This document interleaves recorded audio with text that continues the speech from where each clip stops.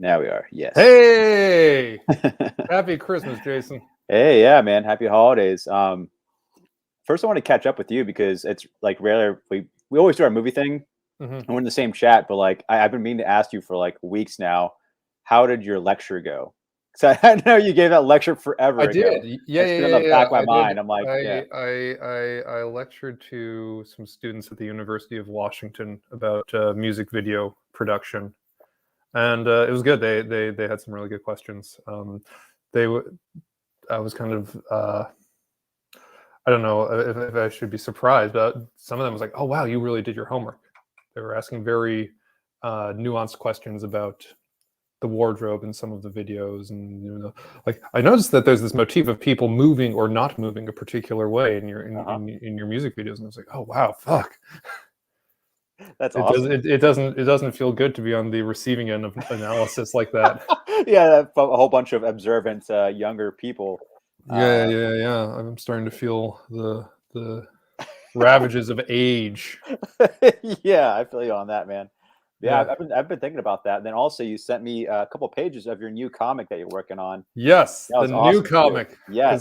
the old one is just selling like hotcakes. Well, to clarify for those that are watching this video, um, Mike made, he penciled, inked, colored the whole shebang all himself, a comic, a graphic novel, a Mhm. lot of pages. You just finished it semi recently, maybe a month ago, if that. Yeah, Um, a month and a half ago, maybe. okay. And yeah, so I guess apparently you might be shopping around, but you just Mhm. want to get on to the next thing already. You're already working on your next project. Yeah, I really like making things, and I really don't like selling them. So I figured the Mhm. best way to um, only do the things I want to do is to commercially shoot myself in the foot and just keep making things.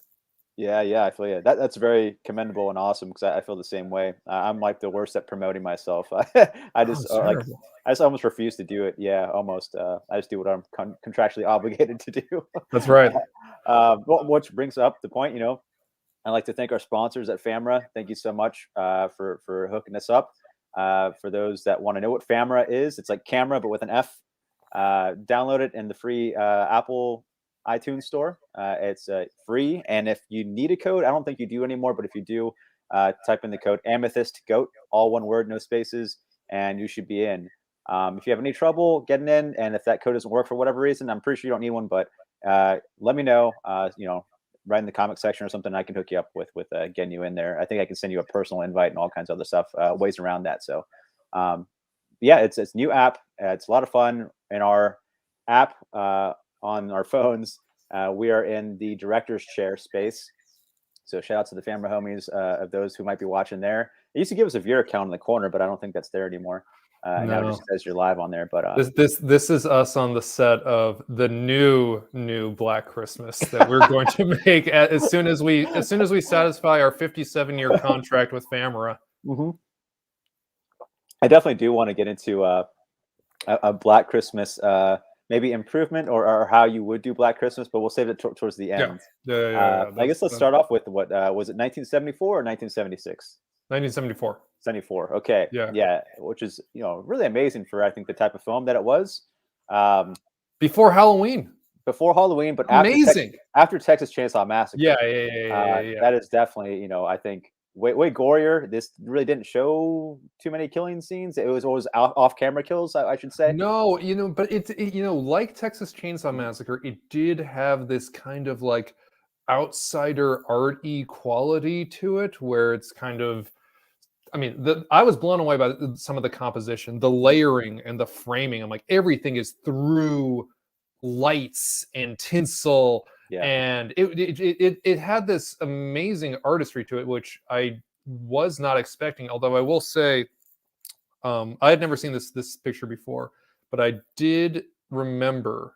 I had a flashback watching it where I went to a local repertory theater when I was a teenager to see a midnight screening of Eraserhead, and they had a they had a preview for Black Christmas. That was going to be their Christmas movie, and The trailer was just murders and screaming. I remember thinking, "Oh my god, this movie looks insane!" And watching it now, like that memory was rekindled, and I was like, "There's no way this is going to live up to that insane memory of a trailer." And by golly, it did. I was really kind of blown away. This movie feels evil. It feels evil when you watch this picture, and I think it's because like you know even less about this killer than Michael Myers. Yeah, Michael Myers, at least you have like this flashback of him killing his sister at the beginning of Halloween. This thing, like this killer is talking on the phone. He's using multiple voices. You know, he's talking about Billy and Agnes, but there's no confirmation that's really his name. It's very unnerving.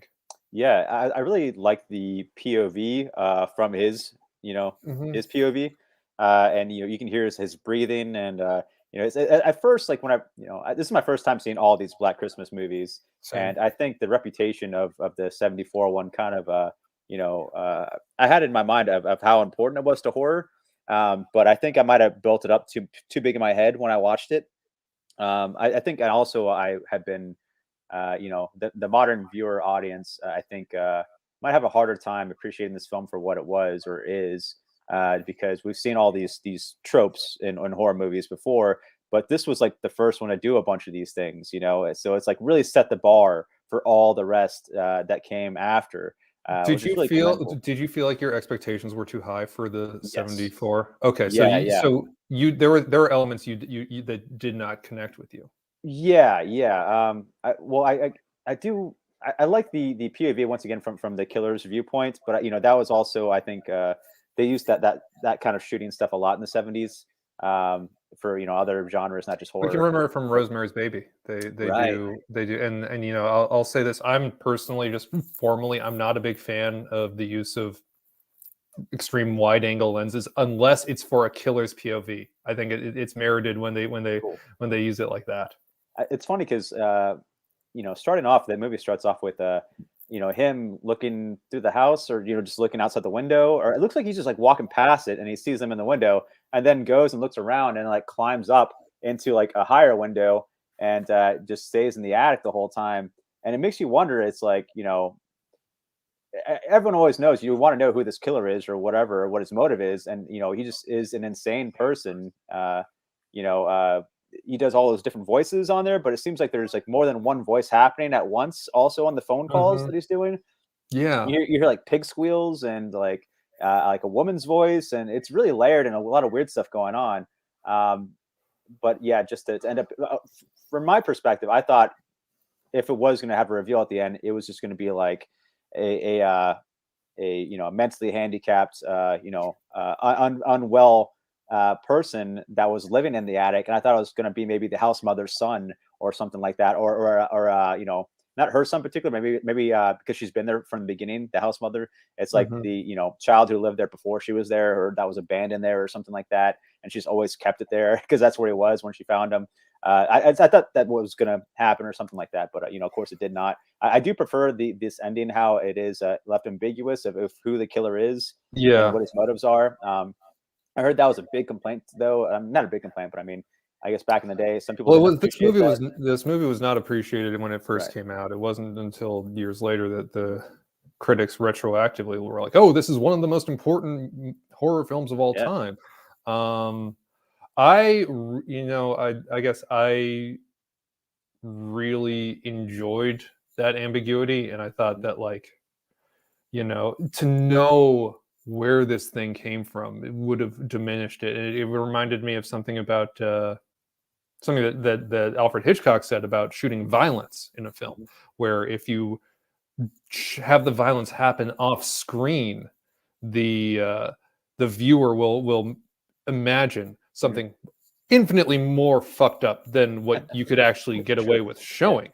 And I feel like that's the sort of thing, like what you're describing now about this fantasy, this potential backstory of who the killer is. I mean, Mhm. that thing's going to live with you forever now. It's not like, oh, we cracked the code and we know who Billy is or Billy wasn't. Yeah, as we know, I guess what the first remake I tried to do in the early 2000s. They try to give the backstory, I guess, kind of how what Rob Zombie gave like a background story for Yeah, Halloween in his version. I just want to get just also give a shout out to the late John Saxon, who's Mm. the lieutenant in the '74 uh, Black Christmas, who's also in Nightmare on Elm Street. Yes, yes, and I'm trying to think what else he was in because he seems Oh, so he's familiar to in me. Mario Bava's The Girl That Knew Too Much, Okay, okay, okay. one of the first Gosh, Jawas. I'm trying to remember what else I've seen him in, but yeah, his face was very familiar. Um, I guess I should say also this one was directed by Bob Clark, uh, who was known for what Porky's and A Christmas Story. Great. I really, uh, yeah, I think this also might be the first slasher film to make use of a hockey mask. interesting. You're right. Yes, yes, When that came out, I was like, oh wow, really checking off a lot of firsts with this one. yeah. I loved. Is it the first Canadian slasher film too? It's got to be, because Yeah. I think, yeah, it's all Canadian. I think the other Black Christmases too might have been shot in Canada. It might be like a No, the third Canada. one. The third one was in New Zealand, Okay, okay, but the second one was also Toronto. that's funny.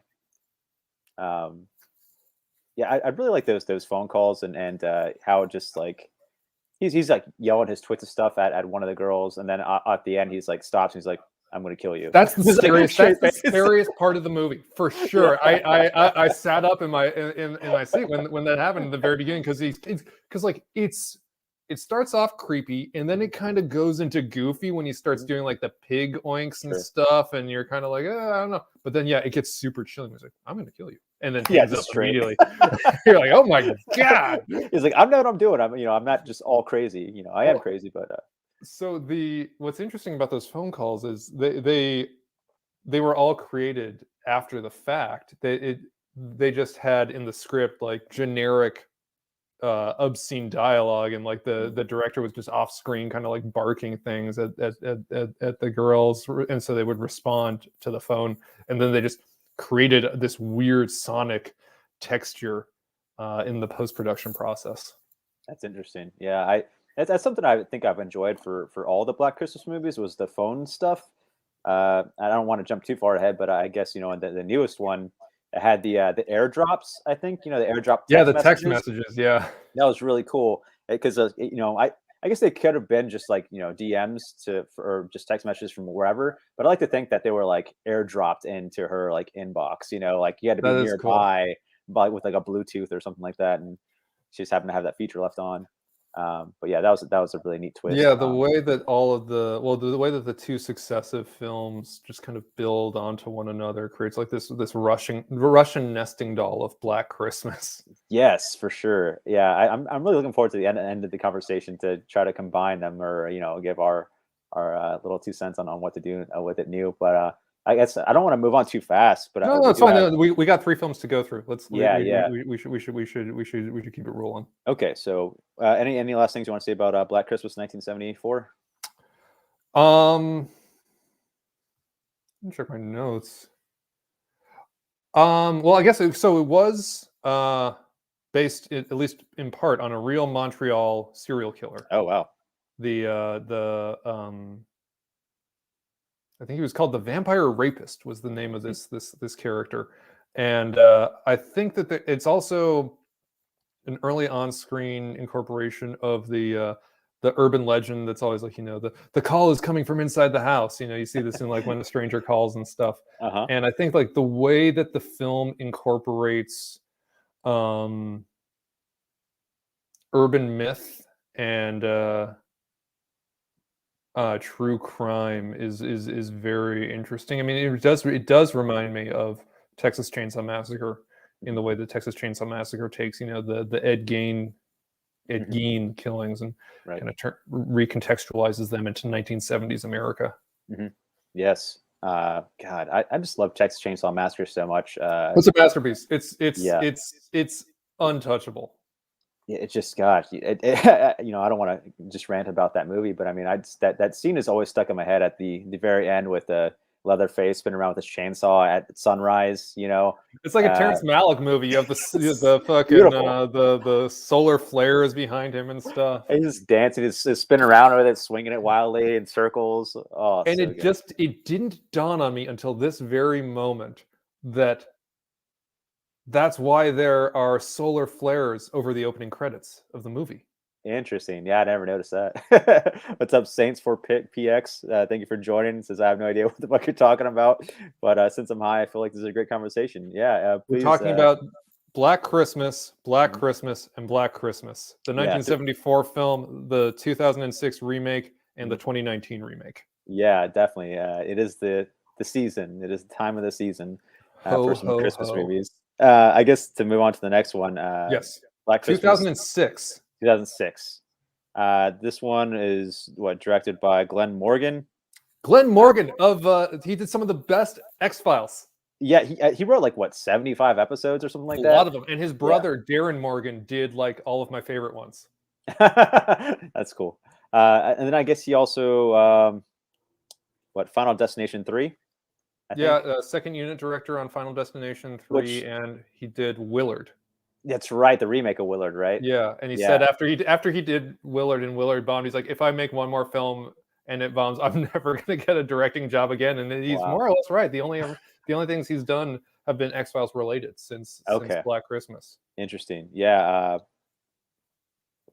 It says he did the one with James Wong. Is that the Jet Li one? I guess I think he was a writer on that one actually. Okay. Which is well, really yeah, cool. James Wong and they're a creative partnership. Yeah, for sure. It's funny because I guess the actress in Final Destination 3 plays the lead in this one.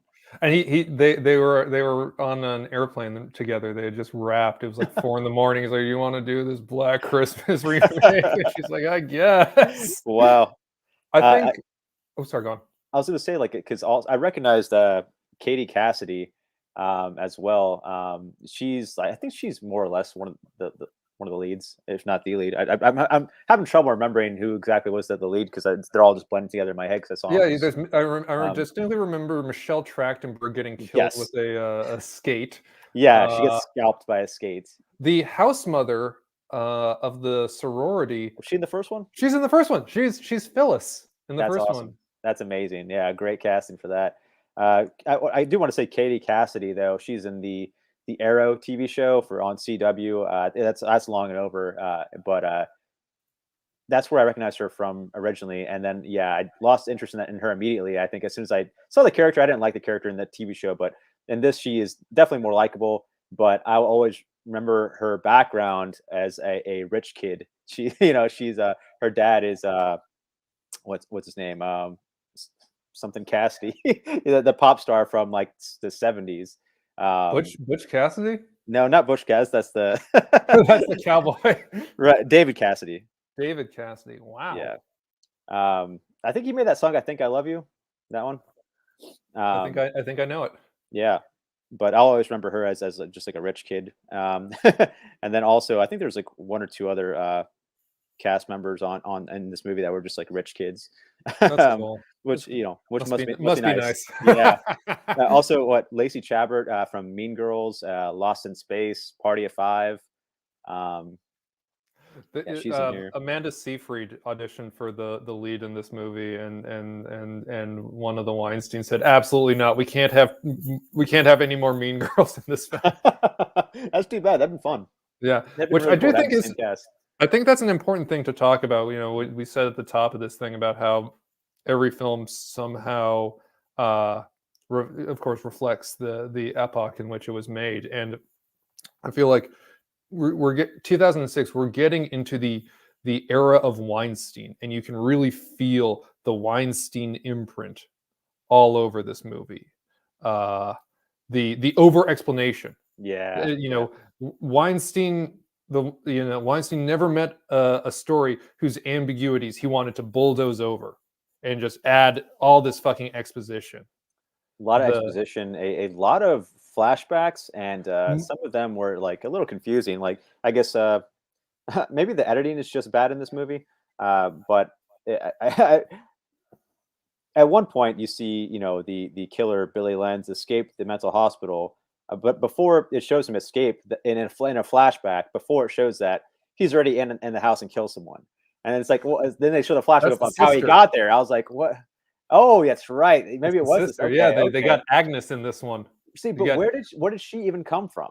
It's they like, what was she they the whole entire reveal at the time? very end the newscaster in the hospital says, "Oh, she got released a couple weeks ago." Yeah, right. But I was like, where was she though? You know, was she just like sleeping in the house too, in the attic? Like, um, You know, there were some things formally I admire. I mean, it definitely feels like they're trying to build off of the visual language of the first one, but it also does feel very odd. It's like some of the camera movements and angles feel very music video.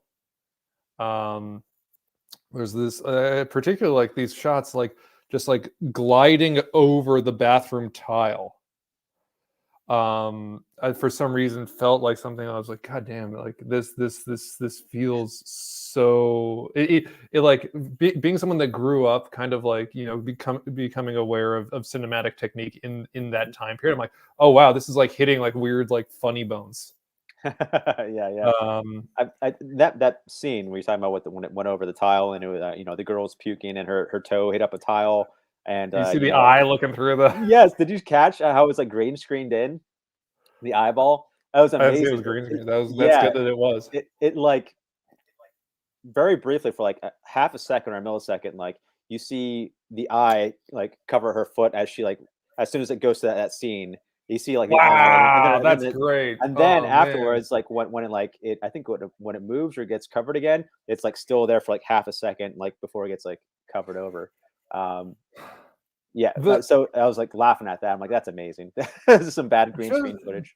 just knowing the story of Billy's origin, Hmm. it immediately makes it not scary in my estimate. Also, that Yeah, he's yellow, and I know that this is like it's a medical thing, and I guess yeah. they did their homework and they said, yeah, it is plausible, but it makes me think about. I Sin City. wonder. Yeah, I wonder if they were not trying to ride the success of their previous release, because it was a Dimension film. And it came out a year after Sin City, Yeah, right? yeah, It yeah, yeah, was yeah. like I'm like, right this there. kind of feels yellow bastardy, you know.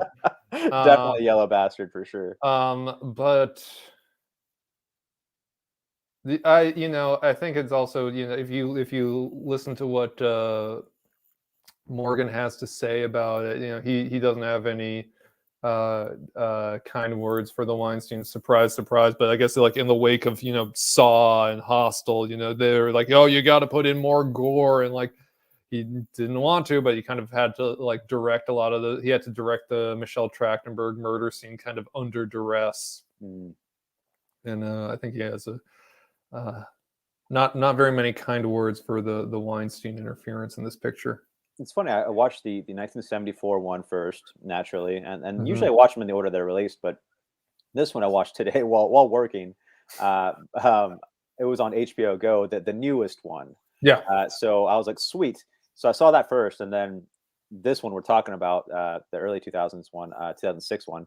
I saw it on Amazon Prime and rented it on my phone.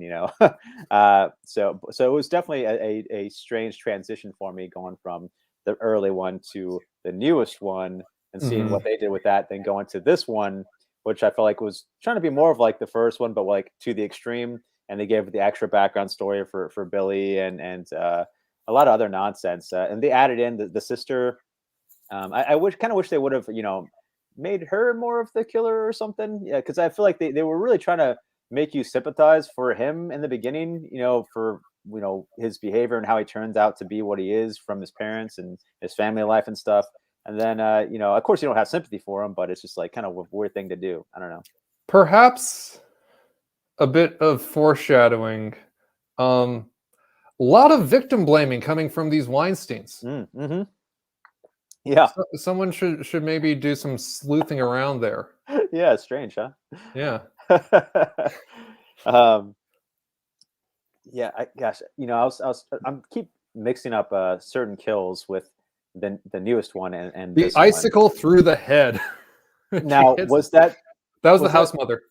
yes. Wait, Was she? No, God. See, now I'm confusing even more. So I'm thinking like the unicorn horn, but that was the first one, which I think made a return in this one as well. The unicorn present she got from the nerdy frat sister in there, which what they're trying to see. They're trying to say that she was the sister at first. I think is what they were hinting at. Yeah, Earlier. because I kept thinking like, oh man, this girl's such an odd addition to the crew, and she's only in that one scene, Yeah, and and she's then the at the only. very end, Yeah, she gets her head plops out of the the car. I think her head Uh, was like on a spike of a tree or something, or like it was well, like eventually, yeah, because eventually they have the tree with the eyeballs as the ornaments, which yes, there were some creative decisions. uh, I would say, for they sure. when Billy kills the morgue attendant and the blood splashes over the eggnog. I thought that was a nice image. Uh huh. Um, So, yeah, there's a lot of blood splashing in this one for sure. mhm. Not to get ahead of ourselves, but I feel like even though the first one was the only one that had an ambiguous ending, Mhm. it was probably the only ending I thought that was really satisfying. Yeah, absolutely. 'Cause I feel like the last two like just ended. Yeah, like, Like yeah, and that's it. See you later. "Ah." And it's like okay, it leaves a feeling wanting or something or incomplete. Yeah, the Mhm, first one actually does end, even though you don't know who the killer is. mhm. And but that also they try to raise that the red flag or fake faux bad guy pointing so the first one you think it might be the boyfriend might be the killer or whatever and The guy from 2001: A Space Odyssey. yes That was trippy. yes absolutely I keep wanting to say Ed but it's not Ed I forget what his Kira, character it's like right? yeah I was trying to think of his name in 2001 Dave. Dave yeah I can't let you do that Dave. Yeah. Yeah, it's amazing. But and then that goes on, and I think in the tradition of like I think that trope, I was aware of while watching that of that trope, naturally, and so I didn't suspect him at all whatsoever. And so I was trying to think of how you can use that trope in like the later ones. And so when I saw this one, I was like, oh well, maybe they'll make it seem like that nerdy frat sister is like the sister, which they were doing. No, I'm like, she's not guilty at all. I she's don't there to think get killed. yeah, I didn't think she was gonna be like the half sister or whatever, or actually sister daughter, I should say. This movie is so weird, and it's like, what is going on? And Yeah, there's like it's kind multiple of flashbacks, and there's like so incest this and movie's like like only yeah, this movie's only 90 minutes, and I feel like if you cut out the flashbacks, this movie would be like yes, 16 minutes long. and it would be so much better if you cut out all the flashbacks, like give no background and just have what happens in the house, and that's it. Like it'll be pretty good. I think it'd be an improvement. I'd love to see that cut.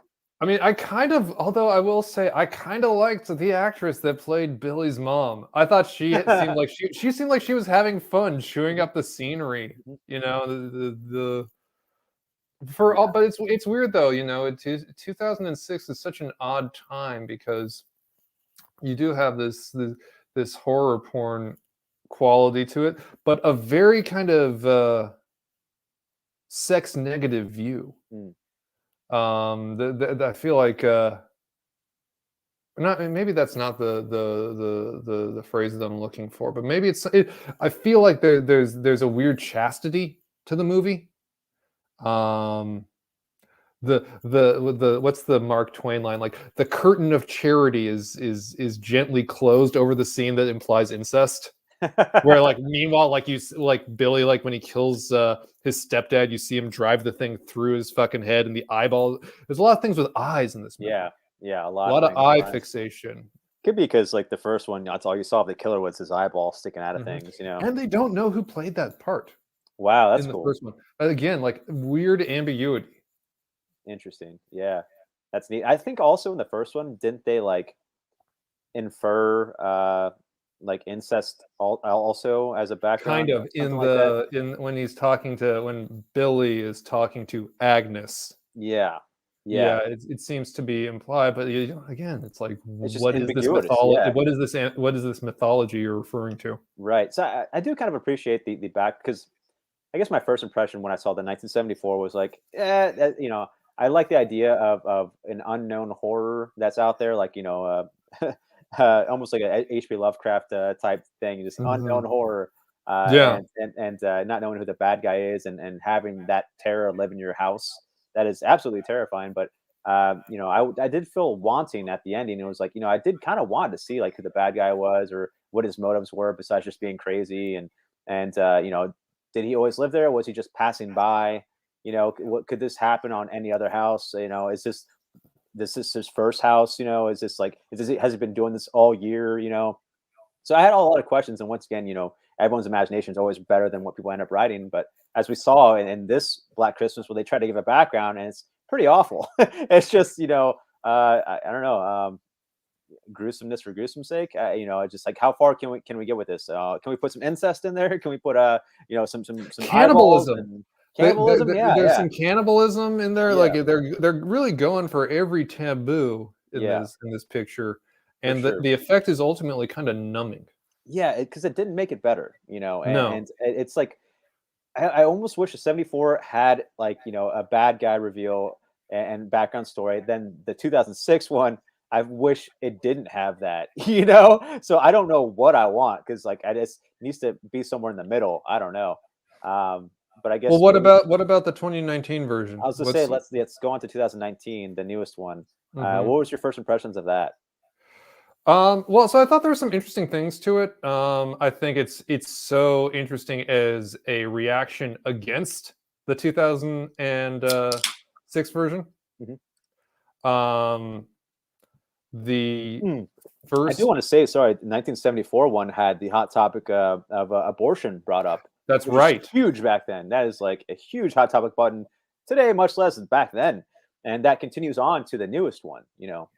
not so much abortion, but, women's Well, there rights is that and line: "Your body, your choice." that's right. Yeah. Yeah. I think it was definitely heavy handed with, their lines that they said, Yeah, your body, your choice, not all men, all these like kind of, they're definitely going for a certain buzzwordiness. I mean, yes. so Yeah. I think I I have a lot of respect for Sophia Takal, the director. She comes Hmm. from a acting background, and I think for a lot of the picture, she gets a lot of very nuanced performances out of the actors.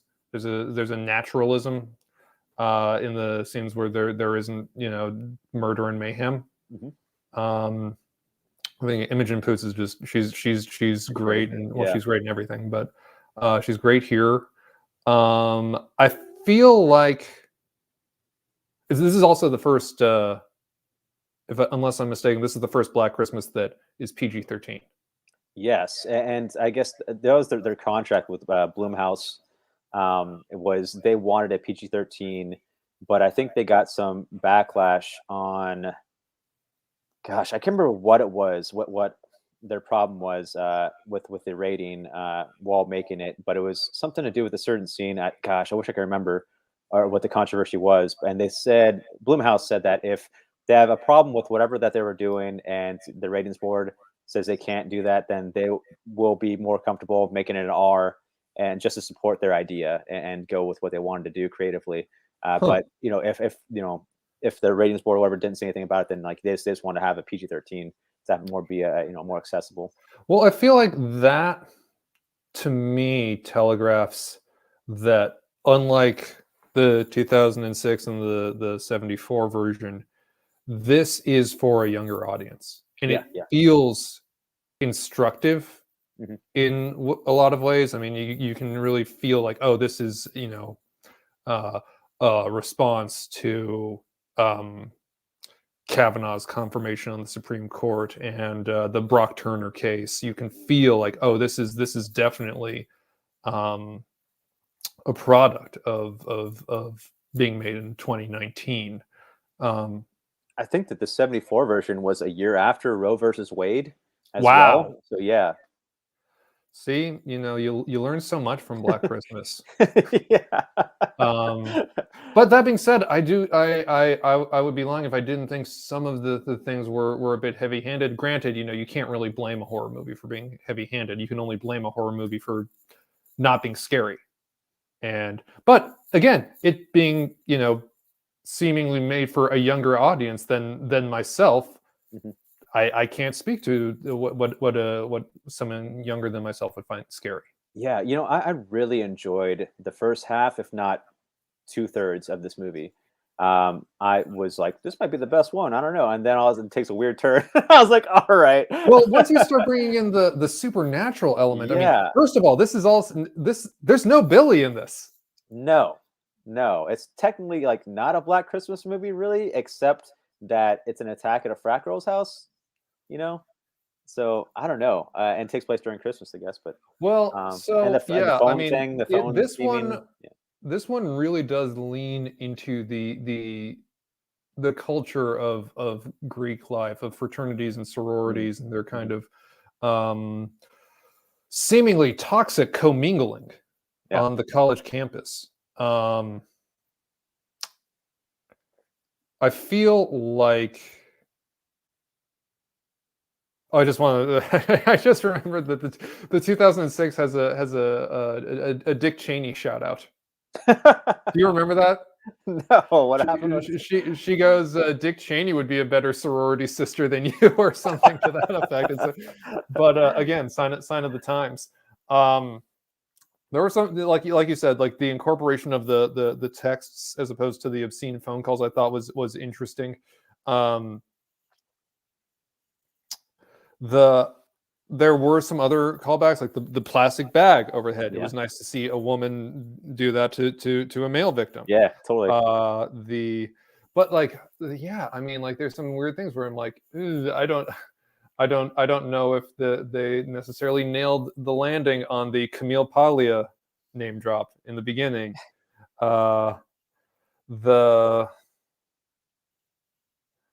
The just the supernatural element just seems so left field, It does. especially when the beginning is so firmly grounded in slasher territory. Yeah. Yeah, I loved the snow angel gag. That was great. that was great. That was That was and she hilarious. gets dragged off too, Yeah, I it was love really that wonderful. shot. That scene is Yeah, amazing. wonderful, I wonderful. I actually made that in the I guess a slow heavy metal music playing thing on there, but I just didn't have enough time to format the size because when you select multiple pictures, it keeps the first size that you have, and Mhm, it just I wish they have the option to do whatever you want on there, but mhm. um, so I had to cut it. I didn't have enough time, but yeah, Yeah. it was a weird term for the supernatural thing, but it's funny because it kind of makes sense too at the same time. Where with the early, I wish it would build upon the last couple ones, where it's like the telephone conversations he has. It's like there's multiple voices going on. It's like maybe instead of like a mentally ill person, whatever, maybe it's just like a supernatural being thing. It has all these different like spirits inside of what happened. You hear a Mhm. pig squeal on there. You hear like a woman screaming. You hear like almost like a child voice, and then you hear like the mean pervert guy voice, and you hear like the clear headed guy voice. There's a lot of things that are a lot of layers that are and voices that are on the phone, but it'd be kind of a fun idea playing with what that was a supernatural being that is a murderer, serial killer, or whatever. But there's an extra layer of like you don't really have to have a background story of a Billy Lenz reason of why. You can just leave it to the supernatural element. But for this, they didn't go with that. It's just a cult of guys. The sorority or fraternity guys, actually, I should say, and they're possessed by this black blood that was inside the statue, apparently, and they Yeah, I had mean, well, no recollection.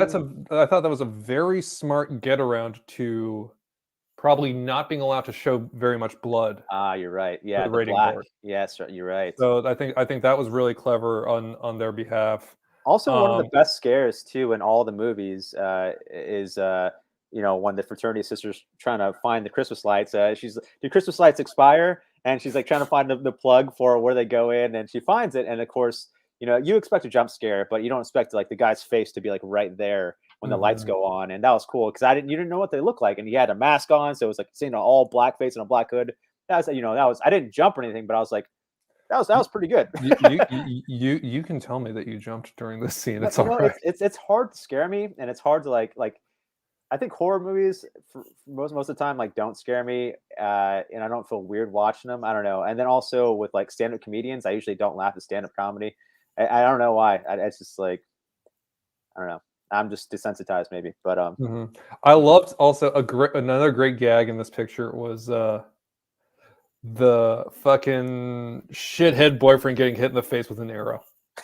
Remember that? That I'll was show you great. a real man, and he's like, Oh yeah, the wonderful. I love gags like that. That was great. No, I yeah. think yeah, the He was also and crying once about you not get all to men earlier. Yeah, yeah, exactly. great. Once you get to the mayhem, which is cathartic. I love watching those fools just get the shit kicked out of them. Yes, yeah. The mayhem is really well staged. All the choreography is very nice. Um, I think there is some danger, or perhaps like it's dangerous, right, to try to have your cake and eat it too, because so many of the kind of like pleasure touch points of a horror film are young people, and particularly young women, in peril. That's what Mhm. uh, going back to the 74 Black Christmas kind of hangs on. Yeah, Um, and I feel like there are some moments where it's walking a really fine line, and I don't know if it quite pulls it off. Like when they do the the anti-rape song for the fraternity, they're wearing these very objectified outfits, yeah, and I kind of feel like I understand the plot mechanism at place there, like they like, oh, there it's misdirection, but it's still very loaded. yeah, yeah. Absolutely. Yeah, I think there's a good bit of that, those like contradictions too, because I forgot what like message they were trying to get across earlier that I feel like they kind of missed the point of getting it through. But yeah, there was a couple of those.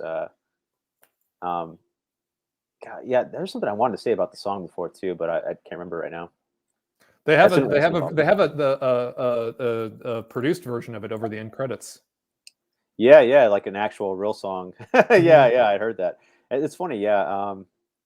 I guess I do want to do our like, what would you do to as your next Black Christmas, or how could you improve these ideas from the past Black Christmases to maybe have a new blend of something. Well, I feel like my question to you, which is almost more pressing, is who is Black Christmas more critical of? Is it more critical of the Greek collegiate system, or is it more critical of Christmas? Who's responsible, really? Is you it know, right? Santa, or is it Pythagoras? I also want to say that did you see the mid credits scene in the 2006 version? No, but I want to give a shout out to the typography though, because the typography in that movie was fucking unhinged. I can't It's believe like they went with scratch that shit. marks. Yeah, Yeah. No, but what's the mid credit sequence? it shows the is it 2006 one, or I think it might have been, no, is it the newest one? The newest one. Uh, it shows some credits, and then after that's done, it shows the scene, and then it shows the rest of the credits. But it's a cat drinking the black blood or whatever of one of the guys that were killed inside the house, and I had a theory before. I was like, the cat's in on it. The first one, 1974. The cat was in the attic. It was a conspirator with the killer. It drew people in, including the house mother. And this one too, it got the one frat sister killed. Which great kill, by the way. She was going up to it after she finds it, and the guy comes up behind her, just hits her in the back of the head. That was a really cool scene. That's like, I think Hitchcock did something like that before. Mm-hmm. No, I was thinking maybe. I think in Exorcist 3 there's a kill like that too as well. But I feel like that was in Hitchcock as well. But yeah, so the cat's in on it. But I thought that was a really funny mid Clearly, credit scene. yeah. So we're looking at the main villains are uh, Christmas, Hmm. the Greek system, and Right, cats. and cats. Yes, yeah. So I think we have a good framework to work with when we do our remake. Now, personally, um, I would like to see Black Hanukkah. There you go. Yeah, yeah. Because you know what? Black Because you Kwanzaa, know make a what? A trilogy. lot of fucked up shit can happen over the course of 8 nights. That's a lot of There's a time. lot of mayhem. Yeah. That's like, can you imagine what is it? Like the movie The Purge, like just for one night only, but for 8 nights, you know? Oh, scary as hell. Yeah. You don't got a chance, man. Yeah, 8 nights. Jeez. Yeah. You know what Rough. you could do? You could do it as a mini series and release every night Yes. is its own uh singular contained I would night love of to mayhem. I would love to see that, but like each episode is like self-contained, each episode pretty But they much for build the onto most each part. other. But I want to say they take place in the same neighborhood. Yeah, exactly. And then like maybe towards the end, the last 2 or 3 episodes, you can kind of combine the survivors, and see how they go on to finish that. But that's a great idea. Yeah. Cool. Um, Gosh, I guess I would try to combine. I think you got to keep the stuff from the original of course the frat sister's house. You got to have that. Got to have the unknown murderer. I don't know if I'd want to give a background of who he is. I don't think I would. Or I kind of like the mysticism part of him being like this other entity that is maybe possessed, or who knows, or it's just the embodiment of evil or something. But I guess you got to give a motivation of why he's there too. Maybe he was just it's on old ground of where he used to live, a burned down orphanage, or who knows what the fuck. Like It's Santa. it's the ghost of Santa. It's the Yeah. ghost of Santa. Black Christmas, the ghost of Santa. Yeah, Ghost of Christmas Past or something. Yeah. Shoot, man, I really had more things to say about the new movie and what I would do to improve it. I forgot it all, unfortunately, but I was thinking about it all day.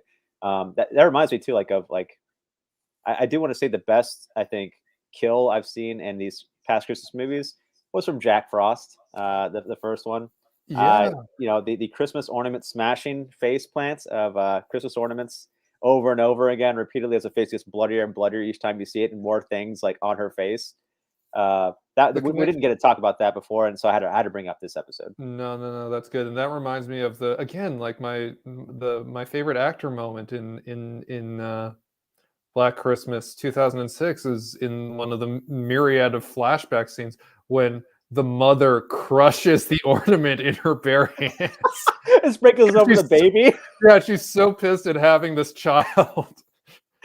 And she just drops a glass in the crib with the baby, and the dad just like, looks at her. Yeah. The dad who's also like furiously chain smoking over the bassinet. Oh man, yeah, but he loved his son too. At the same time, he got him a Christmas present. It said from Santa on there. So he still loved his son, but the mom was not a good one. No, the mom was a good character though. Yeah, great actress. Yeah. Yeah. God, man, I really wish I could remember the things I wanted to say for the new one. They were on top of my head all day. Well, definitely had to do with the dance scene, but maybe it was the fact how I think I wanted to say something about how well, there was, I will say, that in the interest of representation, there was one Jewish sorority sister. was there? And so Nice. you could, because they have an exchange. She's the one that's looking for the cat, and then she gets strangled with the lights. I'm talking about the 2019 version. Okay. But that's how you could segue into the Hanukkah spinoff. Yeah, exactly. No, I want to say how I think I was thinking earlier for like a new one, or what I would have done for the newest one that came out was, she was almost date raped, but I think I would have had it where it's like you find out that he was the red herring, like he didn't do those things to her, but it was someone that was living in the house. Because like she was just out of it and she couldn't tell, but there was someone on top of her, but she just assumed it was him, but it wasn't. It was like, I think that was my idea. It was like, for a new one would be you keep the stranger living in the house. And so you have this boyfriend be the Harry. And again, like the first one, how the guy was like, you think he's the bad guy and he's, she's accusing him of doing these things, but he actually didn't do those things. I think that'd be kind of a neat thing. Yeah. And then you can segue into, the Rosemary's Baby effect of it all. Yeah. I mean, if Rosemary's Baby had been made after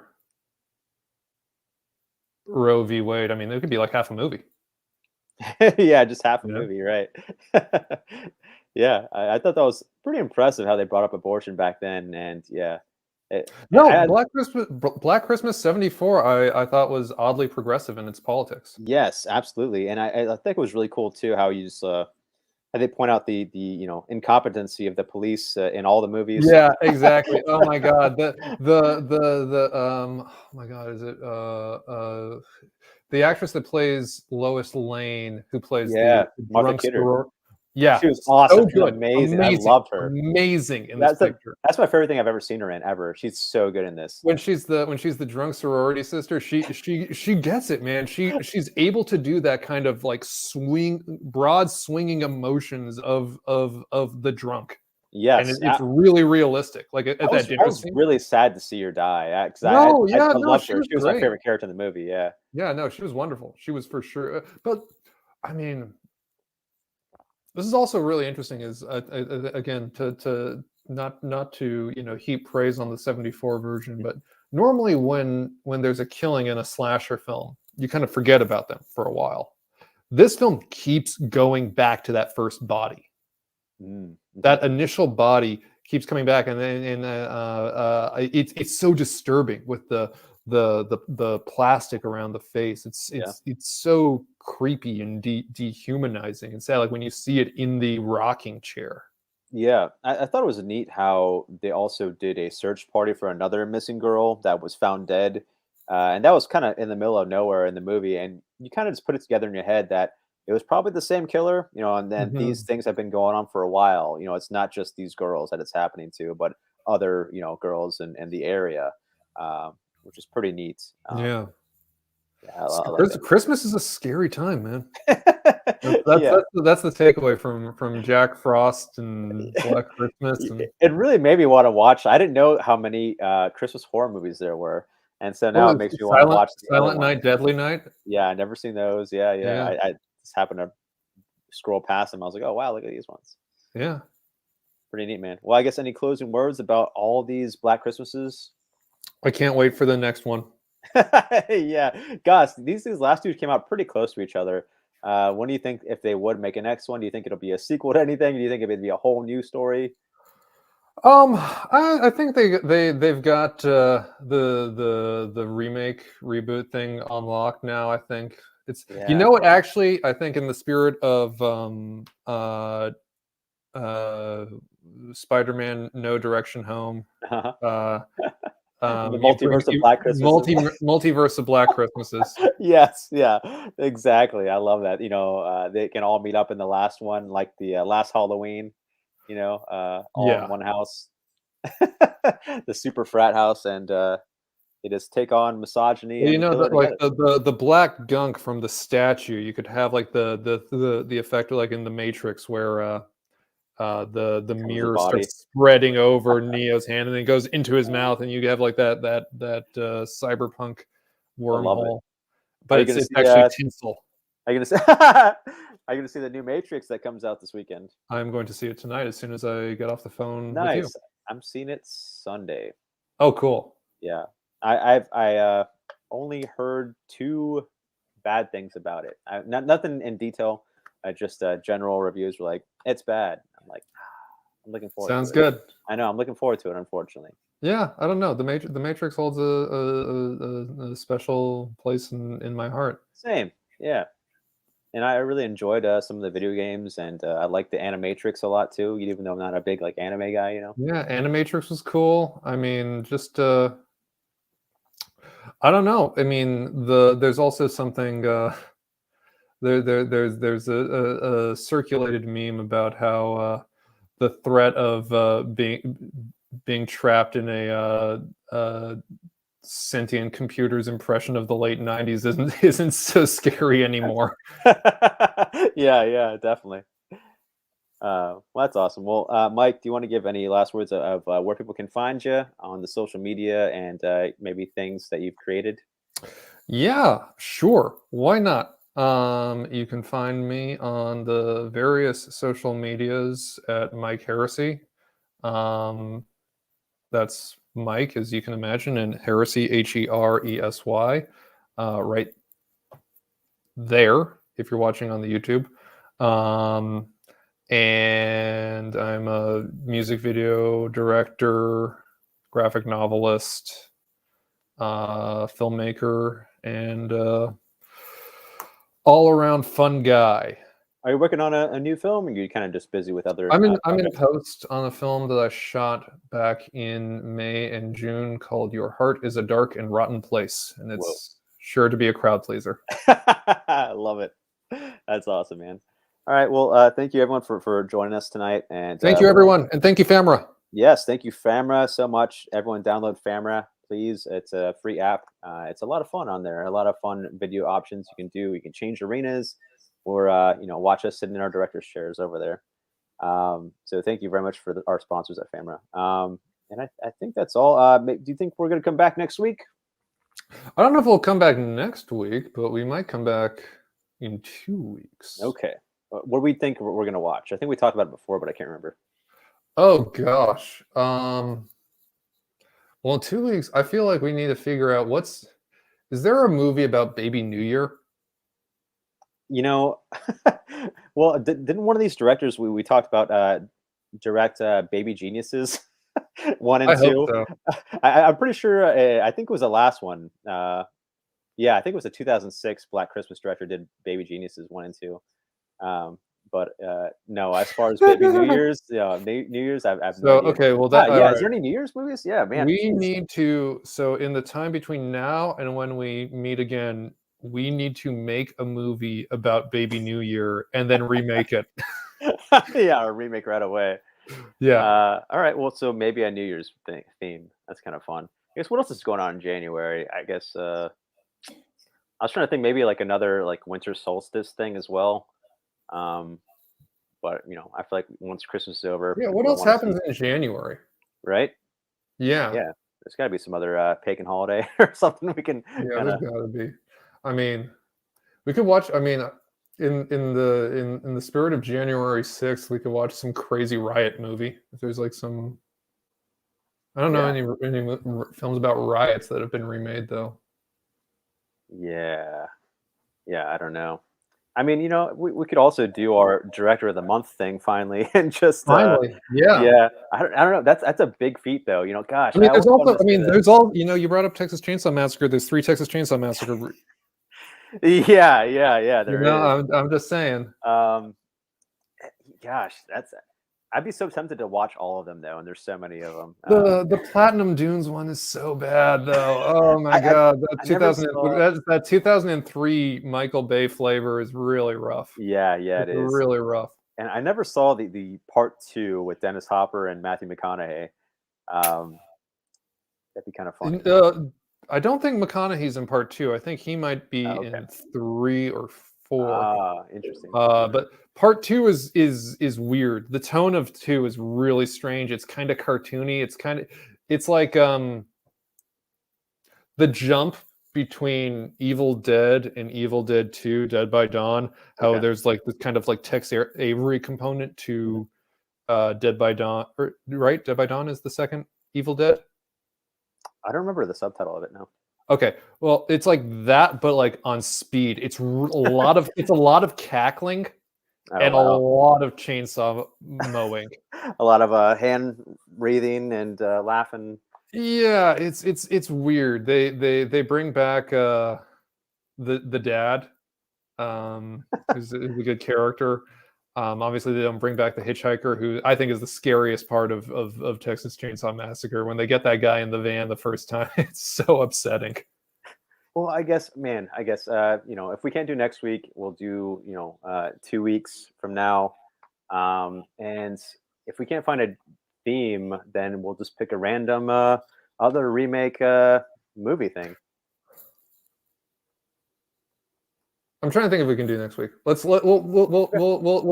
table this discussion for off channel, and but I think I feel good with how we handled Christmas this year. We did. In the past, we've handled Christmas a little less deftly, but we did 2 Christmas nights. We did the Jack Frosts and we did Black Christmas. Fantastic. I'm- Some of the 2 best weeks of my life, I think. Oh yeah. Honestly, I don't think I ever need to watch another movie again after this. Well, thank you again, Mike, and thank you everyone who watches this. And we'll see y'all maybe next week or in 2 weeks. If not next week, in 2022. That's right. See you next year. All right, later, y'all.